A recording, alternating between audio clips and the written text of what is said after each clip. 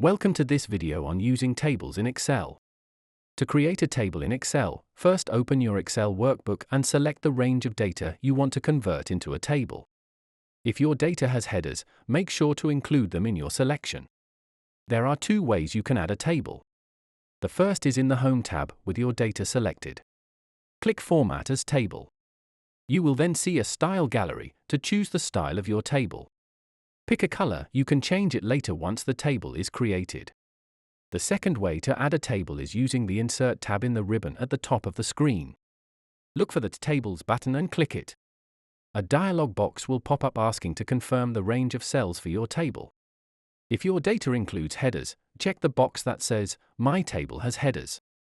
Then, click OK. This method will apply a basic style to the table automatically. Excel will automatically format your data as a table, with alternating row colors for easy reading. Each column header will also have a filter button, allowing you to sort and filter your data easily. Now, let's talk about features associated with tables. One of the main features is sorting and filtering. Click the arrow in any column header to sort the data in that column, either in ascending or descending order.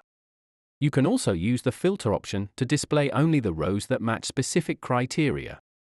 Click the arrow again to open the filter menu, deselect Select All, then check the specific criteria you want to see. The data omitted will be hidden when you press OK. The filter can be cleared by selecting the arrow, that is now a funnel symbol, to show it is filtered. Then selecting Clear Filter From. This will return you back to the original table. You can also apply multiple filters if needed. Tables in Excel are also dynamic, meaning that if you add new rows or columns, Excel automatically extends the table to include the new data. To add a new row, just type in the cell directly below the last row of the table, or to the right of the last column. Excel will automatically include it in the table. To avoid this feature, simply leave a space of one row or column between the table and your new data. Another feature is the ability to quickly format your table style. With a cell in your table selected, go to the Table Design tab, which appears when a table is active. Here, you can choose from a variety of pre-designed table styles to change the appearance of your table with just one click. You can also choose to turn features like banded rows or columns on or off by checking or unchecking the options in the Table Style Options section. You can also use calculated columns within your table. This means that if you create a formula in one cell of a column, Excel will automatically apply that formula to the entire column.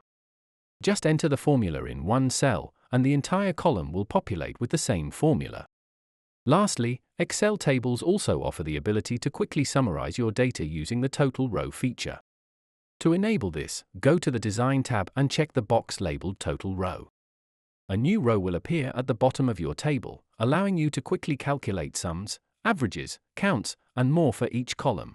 Thanks for watching. Remember to like and subscribe for more videos.